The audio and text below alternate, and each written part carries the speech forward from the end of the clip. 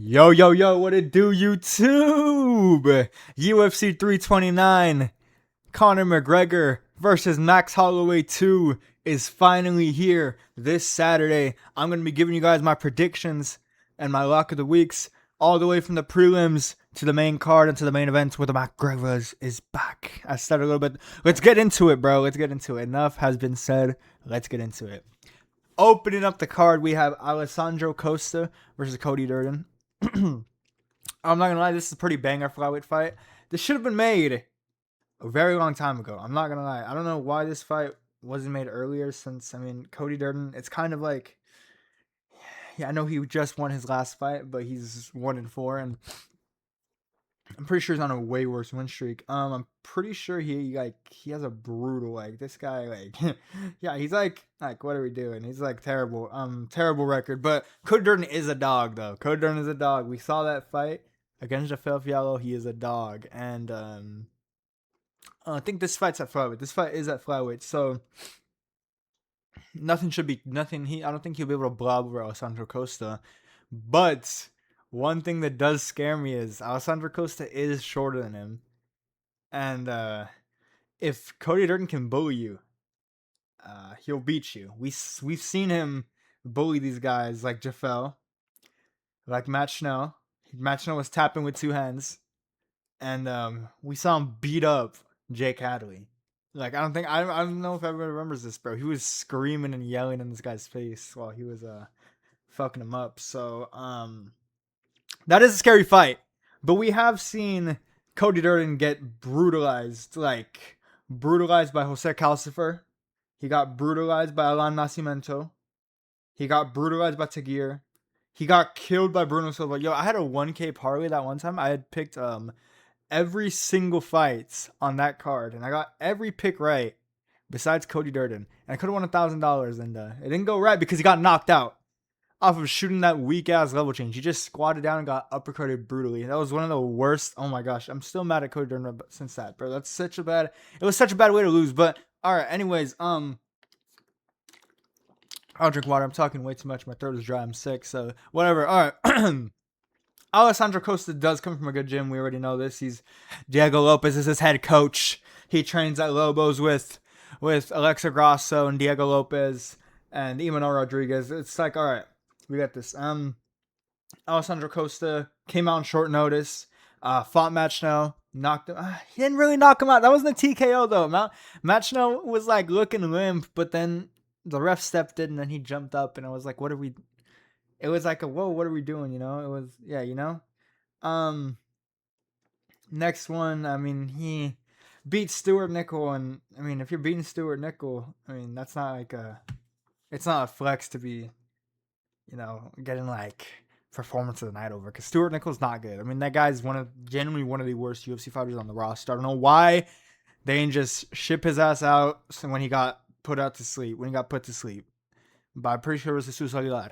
That guy's a bum. No disrespect to him, but he's a bum. He doesn't deserve to be in the UFC. I think people like him should be cut.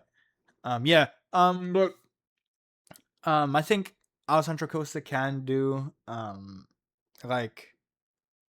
think he can do enough to beat Cody Durden, but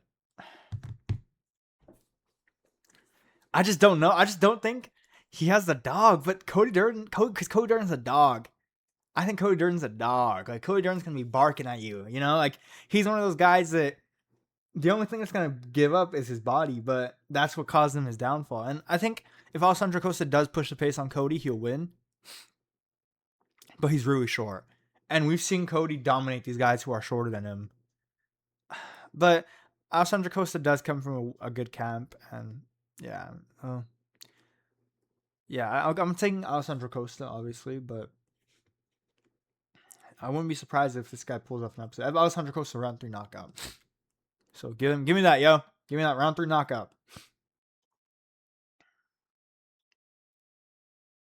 On to the next one.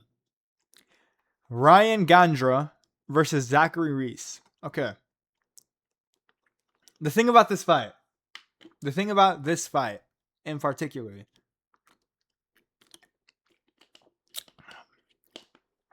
people want you to believe this this fucking thing of a fighter named Ryan Gandra is going to beat Zachary Reese. Zachary Reese, he's not one of those fighters where, all right, he's going to look so amazing. He's going to be brutalizing you. Dude, I think Zachary Reese, he has the reach, everything. He's bigger than him.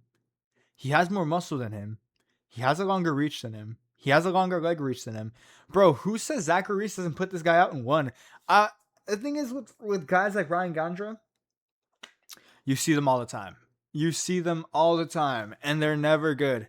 Brazilian, there's like, every like year, there's like 10 Brazilian prospects, and maybe 1 to like 3 of them end up getting like on a win streak. And Ryan Gandra just doesn't look like one of those guys where he's gonna go on a win streak because he just doesn't look good. He fucked up Jose Medina, and it's like, I mean, doesn't everybody beat Jose Medina? You know, like, Jose Medina's kind of a LARP fighter, if anyone now, you know, everybody knows him. It's like, oh, yeah. And then Jose Medina didn't win a fight in the UFC. So why are we picking Ryan Gandra? Why is Ryan Gandra? I know he's not that crazy of a favorite, but why is he a favorite? Because he's 9-1. Oh my gosh, he's 9-1. He's on a 5-fight win streak, and he knocked out his opponent in 41 seconds. Come on, dude. Zachary Reese is a dog. He had that fight with Rodriguez Dumas. It was so stupid. But he beat Dusko, and he beat Jackson McVeigh. And I think Jackson McVeigh is a really good prospect that people need to look out for. He beat Juan Marquez, the Cuban Missile Crisis. And I think the Cuban Missile Crisis is leagues better than Ryan Gandra. He beat Jose Medina, and he beat him unanimously, but it was like, I'm pretty sure that was Jose Medina's first or second fight in the UFC. And then he gets knocked out by Azamat. Azamat was on a crazy tear until he got literally fucking brutalized by Tresean Gore. And I don't think Azamat Bekov is actually gonna fight again. I think both him and Azamat Mirzakhanov, I think both the Azamats are gone. I think their souls were taken the night of their loss because they were brutal. But and back to what I'm saying, I'm sidetracking a lot. Zachary Reese, he has the hearts. The only reason why he loses is because he either gets knocked out or it's something stupid. Like that Michel Pereira fight, it was kind of a robbery, if we're being honest. But against Bekoyev, he was on his back and he got slept to GMP. And then he got slammed by Cody Brundage. You know? So, but yeah, I'm not gonna lie. I think Ryan Gandra, this is gonna be a fight where it's gonna go the 3 rounds. It's going to be going 3 rounds. It's going to be going coasting. Oh, Ryan Gandra looking so smooth. You're going to hear whoever's in the booth glazing Ryan Gandra because he's a Brazilian prospect. And we're saying, oh my God, Ryan Gandra. Ryan Gandra. And it's going to be like, dude, this guy's going to be looking like shit. I promise you he's going to have a sloppy cross. He's going to be looking terrible. And then they're going to go. And then when he gets slept, everyone's going to be laughing because it's like, dude, the commentary is going to be so biased because Zachary Reese moves like a literal 50-year-old man when he gets hit. He starts waving his body around and starts moving super flimsy. But he has heart. Against Jackson McVeigh, he was losing to McVeigh. And then McVeigh gassed, and then he got the sub against McVeigh. Ryan Gandra doesn't look like he has the heart. He looks like every one of those Brazilian prospects, like Sheik Cow, where they get hurt, and then they just quit. No. I couldn't care less for Ryan Gandra. I don't want more Ryan Gandras in the UFC because we've already seen so much of them and we know, oh my gosh, like, why are they still in the UFC? That's the way it is. It's like, why do you keep giving these guys their chances and they look like this? I don't want to see it. Like the Bonfim brothers, bro, they weren't good. They got signed like in 2022. They made that debut, was on that, I'm pretty sure it was on that Glover Teixeira card against Jamal Hill in Brazil. And they both won their fight. Oh, and then after that, it just kind of got worse, you know? Gabriel lost to Nicholas Dalby, and then Ismail got beat up by BSD. And then it was kind of just down for them. They weren't impressing anybody, you know, in their fights. It was kind of just like whatever. And then they go, and then they fight. It's like this guy, Gabriel fought, what's his name? Gabriel fought Wonderboy, and then he kind of got robbed. He kind of robbed Wonderboy, and it was like, whatever. And then he goes to decision with Bully V. So it's like you kind of give these type of prospects a chance, and they look like shit, but there's going to be that certain fan base that picks them up, and then these fighters are going to start believing that they're good. I think Ryan Gandra is going to look good for the first round. Coming into the second, he's going to be looking a little bit slower. And then at the end of the second, he's going to start going in and looking slobbery, looking like a blob. And then that third round is when he's going to start throwing those sloppy crosses, and then Zachary can start putting on him. And you're going to see a late round 3 Zachary Reese finish, whether it's a sub or a knockout. I have it Zachary Reese knocking him out in the third. So, give it to me. It can either happen in the second, but I got it in the third. I think it could happen in the third. I think Zachary Reese could take it to him in the third. But yeah, on to the next one. We have Farid Basharat versus John Garza. John Garza versus ferocious Farid Basharat. Basharat. He's 15-0. Here's the thing. Farid, although he is undefeated, he isn't the better brother. He hasn't fought anybody where it's like, are we really going to give him like... I mean, that's why he's kind of fighting John Garza. I think he would have fucked up Ethan Ewing. I think Ethan Ewing's a bum to me, but...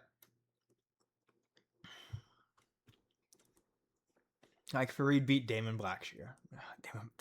Damon Blackshear is not good. Like, he's one of those fighters where certain fan base picks them up and then they just ride him all night. They try and take him to the top, and they get fucked up. Fought Clayton Rodriguez. I mean, I don't even think Clayton Rodriguez. It's like that guy's not even in the UFC anymore. Fought Victor Hugo. Victor Hugo's over there in Japan, fighting guys and fake glove touching them and killing them. And then the CEO of that company is going on and saying, "Oh, he tried to touch your glove. You're not a warrior. I'm gonna kill you." And it's like, Victor Hugo's doing side quests in Japan. Chris Gutierrez. Does anybody care about that guy anymore? Dude, that guy knocked out Frankie Edgar, and every single person on the planet thought he was gonna be UFC material, UFC champ material. Get the fuck out of here, dude. He beat Taylor Lapilus. Taylor Lapilus kind of crushed in the PFL, I'm pretty sure. And then he robbed John Matsumoto. Nice. Couldn't care less for him. John Garza is putting on short notice.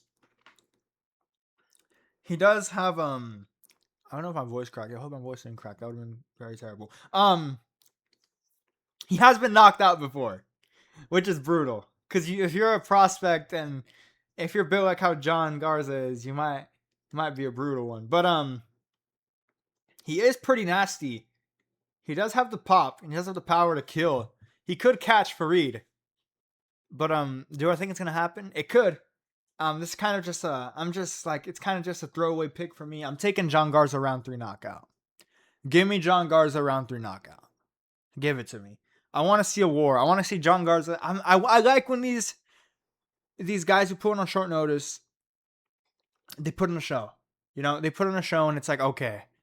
It's like guys have made their careers off that. Lando Venata made his career off that. Diego Lopez made his career off that. And he fought at the White House, last month?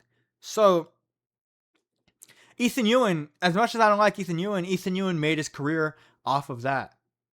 He made his career, he came in on short notice, and he beat an undefeated prospect. And everybody said, oh, Malcolm Waymaker's a minus 2,000 prospect, and he's fighting Ethan Ewing. Ethan Ewing's coming on short notice. And Ethan Ewing, bro, you're just another step, bro, to our belt. And he fucked up Malcolm Waymaker. So every time I see a guy who pulls on short notice, and it's a guy like Farid, where, I mean, I root for them, but if there's like a cooler guy or a guy that I like more, that I'm a fan of, I'm going to pick that guy. It's not going to be like, oh, it's not like Hyder Mill and C-Rod where I was like, oh man, like, do I even want to pick somebody for this fight, Or if it's like, where it's like kind of one of those fights where it's like, oh, I don't want to pick him because it's like, I like both these guys. Like, I just want them to have fun. And then Hyder Mill got fucking killed. And I was like, damn, like, that sucks, But yeah, Farid, I think if Farid wins, it's going to do nothing for the UFC. I think he could have beat Ethan Ewing, but this is going to be one of those fights where it's going to be a trash talk gone wrong with the fans where they're going to say, oh, Ethan Ewan ran from Farid, and he just got fucked up. Ethan Ewan ran from Farid is what the Farid fans were saying, but Farid just got fucked up by the first twink in the UFC. So it's like, but yeah, I got John Garza. Give me round 3 knockout. I think John Garza could pull it off. I think he has the heart. He has a good gym. So yeah, give me round 3. Give me round 3 knockout. On to the next one. Damian, the Baba Yaga, Pinas. Damian Pinas is a G, bro. He killed Party Time West Schultz, and I'm a fan of the kid. He has his own Wendy's meal. He's fighting Cesar Almeida. I don't like Cesar Almeida one bit. I think guys like Cesar Almeida, once again, another Brazilian guy. This guy is fucking 50 years old, and everybody was saying, oh man, yo, guys, watch out. Hey, guys, you might have to watch out for this guy. Cesar's killing people. He's killing people. He's a former kickboxer. You don't want to fuck with him. He's knocking these guys out. His opponents, they don't make it past the round. Guy got his fucking contract, went to decision. Dana White said, I don't know. Dana White was hesitating on signing this guy. He gets fucking signed. He fights the mindless Hulk. He wins. Like, obviously, gets killed by Roman Kopylov. He fights Ihor Porteria, and he fucking fouls him like 7 times. Dude, he fouled him like 10 times. I'm pretty sure that was the fight where Gary Copeland was the ref, or it was another ref, and the guy hasn't ref since. It was a fucking terrible fight. I don't know why you can foul that much and not get a point taken. On to the next one. He fights Abdul Razak Al Hassan. That was such a sad fight because he got dropped, but he ended up killing Abdul. And then he gets killed by Cesaro Ozashek. And the Ozashek brothers, I like them, but they're not high level. And I think it's another one of those prospects where it's like, dude, why do we keep making these guys to UFC? I want guys like Cesar gone. Like, I genuinely want them gone from the UFC. I don't want them fighting them because what do they do? What do they do? Like, what do they genuinely do?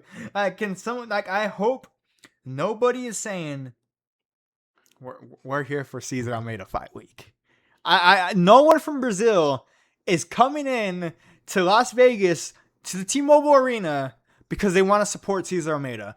Cesar Almeida's teammates they're not going to be at the gym watching him fight. No one gives a fuck about Cesar Almeida. Dude. And then you have Damian Pinas. Damian Pinas, I didn't like the kid at first, but he was saying some stuff on Twitter and it was kind of funny, so. And he kind of killed Wes Schultz, and Wes Schultz is a G, so. Yeah, and Damian Pinas, he has the reach. He only started training MMA not that long ago, which is very scary, but he has lost the fight, and it was by DQ. Because we have the fucking killer mindset. That's why. We don't fucking give a fuck. This dude, we know this is a sport. We're not, if this was in the gladiator pits, me and Damian, we would be feared. So we don't give a fuck when it comes to like rules and shit. But no, like all jokes aside, not trying to be funny or anything. I think Damian Pinas, this is a very hard fight for him. A lot of people are overlooking. I think if you're betting Damian Pinas should not be that high of a favorite because I'm sick right now, so if I sound like a fucking geek, I'm sorry, but I'm cursing too much. Damian Pinas, if he goes in there thinking, I'm gonna stand with this guy and I'm gonna strike with him, and you can strike with Cesar. I'm not saying you can't, but the one thing you don't want to do is actually go into the pocket with this guy, chin in the air, and start swinging because you can get knocked out. Abdul Razak Al Hassan learned that, and he learned it bad. He literally was crying, and I don't think Abdul Razak Al Hassan has fought since. Dude, Cesar Almeida, he does have power, but he is an old man. And I think guys like Cesar, you don't want him fight. You don't want to fight him in a fight where, okay, I'm going to get gritty. I'm going to get gritty, and I'm going to bite down on the mouthpiece, chin in the air, and I'm going to start swinging. And we're going to start trading haymakers, trading hooks, trading jabs to each other's faces because you can lose that fight. And if you get dropped, your legs are gonna go out. You're gonna go fucking stiff as a board, and you're gonna be looking up at Cesar Almeida's frog fucking face pounding on you. And whenever the ref calls it up, you're gonna look at him and say, "Where am I? What happened? What's my name?" Damian Pinas, if he's smart, He's going to want to snipe. He has the reach. And I know Cesar Almeida's a kickboxer, so don't come in here saying you're a casual. I know he's a kickboxer. I know he's from a kickboxing background. And he trains I'm pretty sure he trained at Teixeira MMA and Fit. Does anybody care? I don't think anybody does. I think Damian Pinas is going to win. On to the next one. Tracy Cortez versus Wang Cong. Oh my god, you gotta be fucking joking, dude. I don't know why this is so high on the early prelims. I don't know why this isn't the opener. Tracy Cortez just got fucking murdered by Aaron Blanchfield. Wang Cong is on a 5-fight win streak. I don't even. This is like, dude, like, why the fuck am I picking for this fight? I don't know. Wang Cong has decent kickboxing, but she kind of got brutalized when they wrestle. So I mean, she doesn't have the power anymore that she has. I mean, she hasn't gotten a finish since 2024. And if she does her Joker gimmick, she's probably gonna do the Joker gimmick, and she's gonna look like shit. And Trace Cortez is like 40 years old doing the hood gimmick. So this is kind of like a I don't even fucking know kind of fight. But I'm just gonna cut straight to it. Give me Tracy Cortez decision. I don't want to get into this fight because it's like, what are we doing, guys? Like, this shouldn't be on International Fight Week. This should not be on International Fight Week. I don't know what the fuck we're doing. On to the next one. On to the actual prelims, because these were the early prelims on UFC Fight Pass and Paramount Plus. Oh, don't mind this. Okay. On to the next one. The opener of the prelims. We have Luke Riley, the King of the North, versus Kamaka the Third. Yo, Kamaka Mafia, stand the fuck up, bitch. I'm not gonna lie, bro. I'm scared. I'm scared for Luke Riley's well-being. I'm genuinely scared for Luke Riley. Because Kamaka... that water's so good. Kamaka against Dakota Hope generally has some of the fucking best boxing that I've seen. I'm not joking. He fights like he has really good boxing, and he killed Dakota Hope. Anybody who says, oh, it's a split, they don't know what the fuck they're talking about. Dakota Hope was getting his face posted on. Kamaka was posting on his face and was jabbing his mouth off, hitting him with crosses. He's a dog. Kamaka is a dog. He's a dog. And I'm pretty sure he was locked up in the Apex for a long time. So, yeah.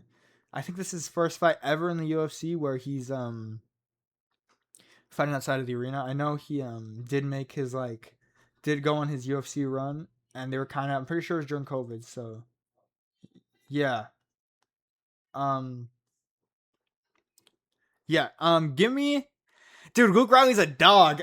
He has a win over Michael Aswell. And that wasn't as like crazy as people think of it as. Anybody who thinks this is a Luke Riley layup does not watch MMA. They watch MMA with their ass. They only watch TikTok edits. That's the only reason why they know Luke Riley. I'm genuinely scared for Luke Riley because Luke Riley's in for a rude awakening. He went toe-to-toe with Michael Aswell Jr. And I like Michael Aswell, the Texas kid. But Michael Aswell got fucking brutalized by Gaston Bolaños. He was getting styled on. And Luke Riley had a very tough fight. That was not a 30-27. The only reason why they gave him a 30-27 was because they were in London. Or no, I don't think they were in London, but they were in England. And he fought Bogdangrad in the UFC. He was kind of getting hurt by Bogdangrad, and then he knocked him out. So yeah, but Kamaka, on the other hand, fucked up Dakota Hope, Joshua Van's boyfriend. He fucked up Dakota Hope. Dakota Hope, I'm pretty sure everybody was dick sucking Dakota Hope. Dakota Hope is so good. He's so good. He's so powerful, and he just fucking kills these guys. And yeah, he's so crazy. He's Joshua Van's sparring partner. Dude, and he got fucked up. Dakota Hope got fucked up. Anybody who tells you that's a split does not watch MMA. Kamaka, this is his first fight. That's in an actual arena besides the Apex and the UFC. Like, all jokes aside, all hating aside, this is going to be really good boxing. It's going to be a really good test for Luke Riley, and I think Luke Riley might fail the test this time. And if he fails the test, say goodbye to those fans, Luke Riley, because it's over, my boy. We saw Curtis Campbell. Curtis Campbell, yo, remember the pink shorts? Everybody was saying, oh, bro, people forget, dude, bro. This is just proof that England has some of the best prospects, because Curtis Campbell has glasses and he looks like a nerd, but he can get down. He got knocked the fuck out in round 2. Got dropped 3 times and got dropped limp 3 times. Not only that, Kamaka has good boxing. He was posting on Dakota Hope's face, breaking his face apart, smashing him with jabs and crosses. Luke Riley does have good boxing though. That fight with Michael Oswald, they did have good boxing. He does rally. He doesn't quit like the other English fighters do, which I give him respect. So yeah, but I'm gonna take this Kamaka. I think Kamaka can put it on him and knock him out in round 3. Get a late round 3 knockout. Give me Kamaka round 3 knockout. Give it to me. Let's go. On to the next fight. Cody Garbrandt versus Adrian Yanez. Okay. Cody Garbrandt versus Adrian Yanez. It's like, dude. Cody Garbrandt versus Adrian Yanez. All right. It's like, guys, we're in the year 2026.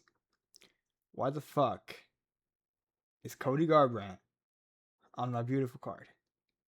And why the fuck is Adrian Yanez fighting on my beautiful card? If you want to be honest, I'm going to cut straight to the chase. I thought Adrian Yanez was washed in his last fight. He obviously still has it. Although he went to a draw, I do think he lost that fight. But he obviously still has it. Cody Garbrandt, on the other hand, does not. He doesn't have it at all. He doesn't have it at all.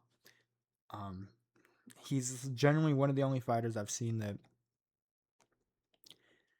this guy needed his opponent to get a round off of a point off like almost every round, and he still won. So it was like, that was a fucking terrible fight. I'm not gonna lie. That was one of the funniest terrible fight I've ever seen. But you can't root against Cody, so I'm gonna take Cody decision. This isn't. I think Adrian Yanez is gonna look like a vintage Adrian Yanez once again. He's gonna be having those nice crispy boxing combos, and he's probably gonna catch Cody and knock him out. So yeah, but yeah, I just got Cody. I got Cody. Cody decision. On to the next one. Gable Stevenson versus Alicia the Snack Panther Ellison. I don't know why the fuck this says 73 pounds. I have Gable Stevenson to knock him out in round 2. The thing is, Alicia Ellison, he isn't one of those fighters where it's not like, oh, welcome to the UFC, bro. This is your new home. You're going to have to work for this W. Alicia Ellison, I don't think he has it in him at all. I just don't. I think he's going to get brutalized in this fight. And it's going to be another easy fight for Gable Stevenson. I don't know what the fuck Gable Stevenson was talking about. It's going to be the most craziest debut because he's fighting Alicia Ellison. It's like they're giving him lows. Like, they're giving him those bone nickel type of level, like, you know, opponents. So that's all I have to say. I got Gable Stevenson round 2 knockout, honestly. I think he can take it to I think the first he's gonna look sloppy and Alicia's not gonna be that easy to get out, but I think Gable's gonna take him on the second. On to the next one. Nikita Krylov versus Robert Whittaker. You know? That's one of those where it's Dude, if you genuinely think I'm actually fucking thinking about this fight because it's a hard choice, you're a fucking idiot. I think Robert Whittaker can get fucked up. I think Robert Whittaker's a bum. I don't think Lighterman's skill works in this fucking division, especially if you're like Robert Whittaker, who got brutalized by RDR. You know? And I don't think he's ever gonna be the same since whatever Hamza did to him. And yeah. So but Nikita Krylov got knocked out by Dominic Reyes. So and he got knocked out by Bogdan Guskov. So I don't know. Nikita Krylov's cool, but he did kill Modestas Bukauskas. Yeah. He beat Volkan Ozdemir and he killed Ryan Spann that once, and that was funny as fuck. It's a very, very funny pick, but I'm gonna go with Nikita Krylov. I think Nikita Krylov. It's gonna be a kickboxing fight, obviously, but I don't think Robert Whittaker. I don't think ladder man skill is gonna work in this type of fight because Robert Whittaker does not have ladder man skill. He's not. He came up to 185, and I guess you could say he had success. I mean, if getting beat up by Adesanya is success to you, and then just getting beat up by everybody is success to you, then I guess that's success. I don't know why he has fans. He has a shorter reach again. He has a shorter leg reach. He's not gonna be able to leg kick and jab and circle out because he's gonna get caught. I think Nikita Krylov is gonna knock his head loose. I have Nikita Krylov round 3 knockout. I think the opening minutes, Robert Whittaker's gonna try to circle around, leg kick, jab. Gonna try and get an easy fight, and it's just not gonna work. It's not. I think Nikita Krylov is gonna make it dirty, and I think he's gonna knock out Robert Whittaker in the third. I think he's gonna gas Robert Whittaker out. I think he's gonna put the pressure on him. And he's gonna be hitting him with all body parts, leg kicks, body kicks, head kicks, punches, elbows. He's gonna be hitting him with everything, and he's gonna knock him out. I'm not saying out cold. I'm gonna say TKO, but if you understand what I'm trying to say, yes, give it to me. Nikita Krylov, round 3 TKO. Opener of the main card. We're finally here. King Green versus Terrence McKinney.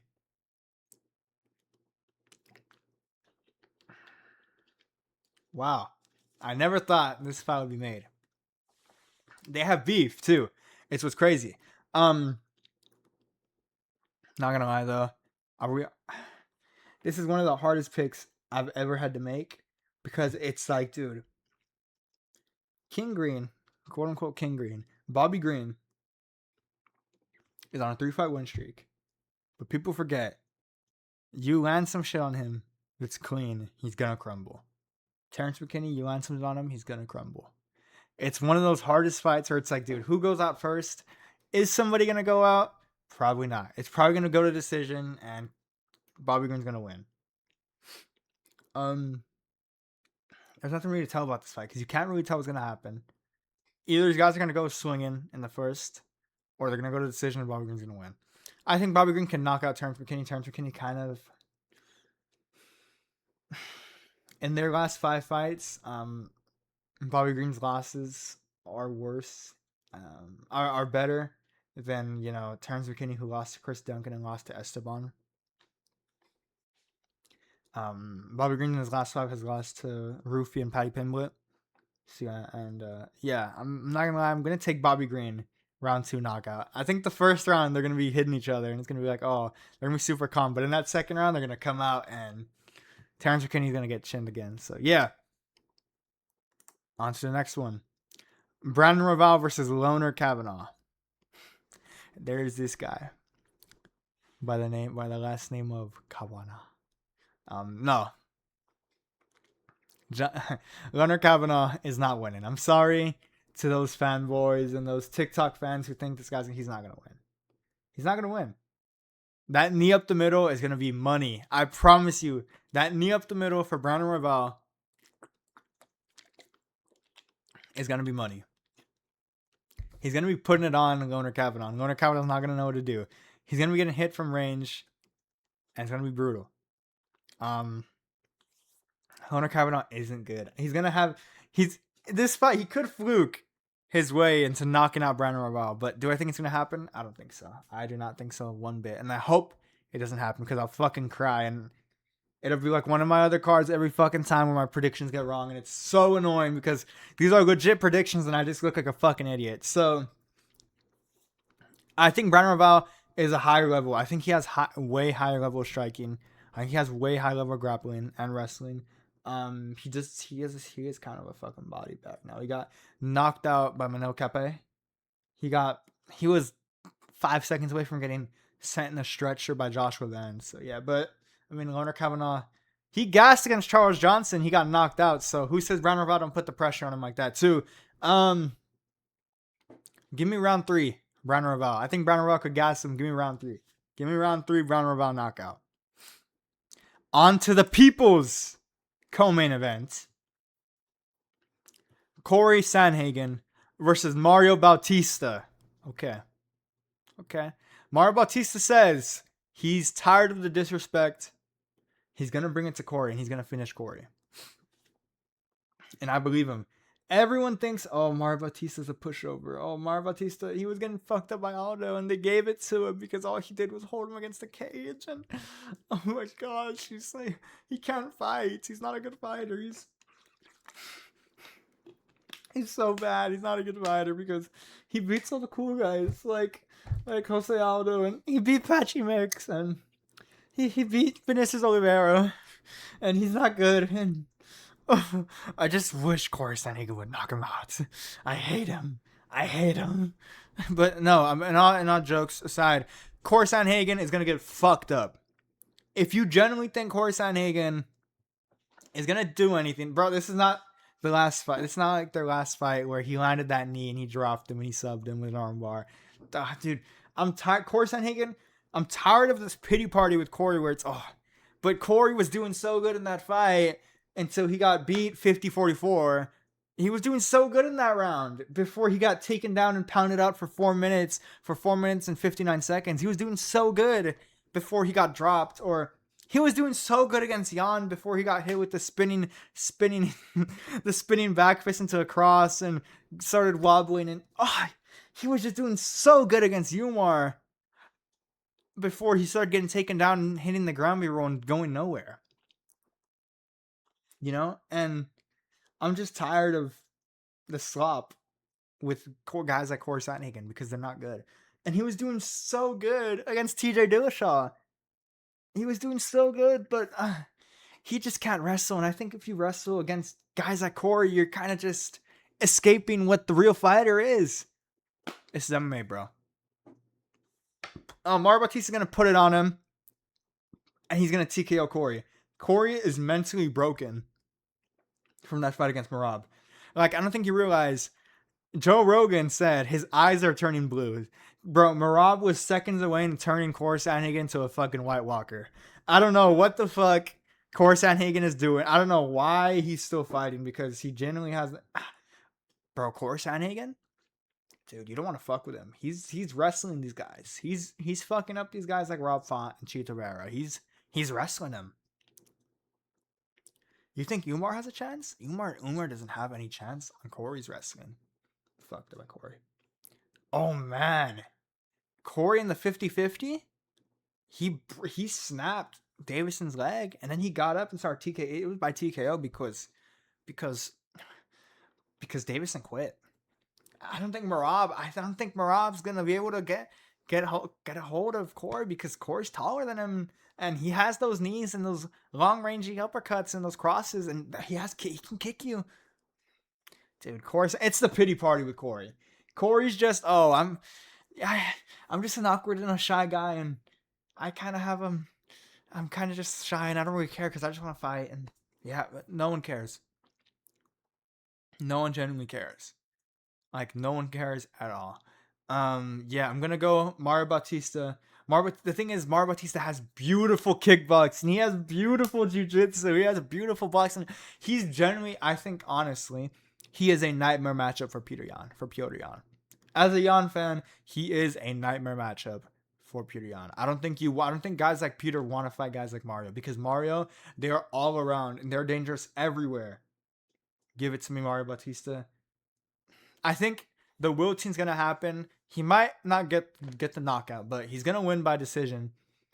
But I want to take it. Give me late round 3 knockout. I know all these fights. All you guys think I'm bullshit. I think a lot of these fights, the guy that everyone's riding is gonna gas, and they're gonna get colded. They might get colded, but they're gonna get TKO'd. You know. On to the next one. For the people's main event, Benoit Saint-Denis versus Paddy Pimblett. as a Benoit Saint-Denis fan, we don't give a fuck about Paddy Pimblett. Benoit, I know everyone says he has staff. Oh, he has staff. Oh, this isn't. He's gonna lose to Paddy because Paddy's a Scouser, and we don't give a fuck. I'm not very good at the Scouse accent, but this guy has his chin in the air every time. He has a weak body. Benoit Saint-Denis, what does he do? What does he do best? I know his hands are slow and he swings like he has fucking 20-pound weights and he's attaching while he's trying to punch you. But that body kick is like thunder, dude. That's like a horse kick. Like, that shit is lightning, dude. And I think after a couple of those body shots, Paddy's going to start putting the arms down to block him. And I think he's going to get caught, headshot, boom, clicked, and he's going to get dead. He's going to get hurt. He's going to try to shoot a takedown. You don't want to shoot a takedown on Benoit, brother. He's going to sprawl. Benoit's going to get that Darson. And that's a Darce. And we're going to Darce Paddy. Because Paddy, he could be the grappling savant. Oh, yeah, he's a grappler. But, dude, Gaethje showed a lot of holes in Paddy's game. He showed a lot of holes in Paddy's game. Paddy did not have the creative guard. Paddy didn't have the crazy strikes off his back. Paddy didn't have the good wrestling. He pulled guard against Gaethje. I think if Benoit makes this a dogfight, he's going to win. That's why he is the favorite. And that's why I'm taking Benoit to sub him in round 2. Because Benoit, he's not a knockout artist. He is a knockout artist. He does have fights by knockout, and he can hurt him. But when he beats these guys, he subs them. I know he TKO'd Dan Hooker. I know he TKO'd Benil. But he sub Roofy. Okay. And he sub Kyle Prepelic. And he beat up on, what's that kid's name? Gabriel Miranda. Gabriel Miranda was he had 100% submission rate. 100% submission rate. And he got killed. He RNC'd the Bonfim brother. He killed Thiago Moises and he killed Matt Frivola. I think this is a very dangerous fight. He's never gone to decision, so I'm not going to say this fight's going to go to decision because Benoit is going to kill Paddy Pimblett. Give me round 2 sub. Give me round 2 sub. On to the main event of the evening. Conor McGregor, return to the Mac versus Max Holloway. Max Holloway's slowly pushing for that Hawaiian 10. He has a crazy reach disadvantage against Conor. This is going to be a scary fight for Conor because if Conor starts gassing, that's when those jabs start hitting him and he starts coughing like a dog, like how Patrick was coughing whenever he needed water, you know? He will say, oh, that he got knocked out by Poirier and he got his leg snapped by Poirier. Dude. I promise you. Conor McGregor is going to open up with that spinning back kick. Whole crowd's going to go wild. Max Holloway's going to try and do his gimmick. And he's going to look terrible. He's going to look... Dude, this is at 170. Max Holloway has never fought at 170 in the UFC. He has never fought in the 170 in the UFC. That lightning speed is not going to... He's going to look slow. He's going to look Pereira, bro. Like how Pereira looked. He's going to look slow and terrible. And he's going to... It's like against Oliveira. He had no strength. He was too short. He was too small for the weight class because he's been so long at 145 that the strength in these weight classes, it's so much different. At 155, you got guys like Benoit. Guys like Benoit are massive. They're going to fucking brutalize you if they take you down. Gaethje's going to brutalize you. Arman Tsarukyan's going to brutalize you. Benil Dariush, if he gets a hold of you and he takes you down, remember Renato. Renato's head was about to pop out of his skull because it was so red. These guys, they're a different level of strong. Imagine Holloway at 170. Dude, this guy looked slow at 155. He looked terrible at 155. Imagine at 170. McGregor has fought at 170 and he's looked good at 170. So that's the way I see it. And Max Holloway, I have a very funny feeling he's gonna try and wrestle him and take him to deep waters because it's kind of like the gimmick. But I hope he doesn't do that. Last but not least, I do have Conor by round 2 knockout. That is one of the things that I have. I have him getting a round 2 knockout. So call it, guys, because it's gonna happen. On to the lock of the week. The lock of the week is Gable Stevenson to win by anything. That's it for today, guys. Get ready. Stay tuned. Love you guys. See you guys later. Peace.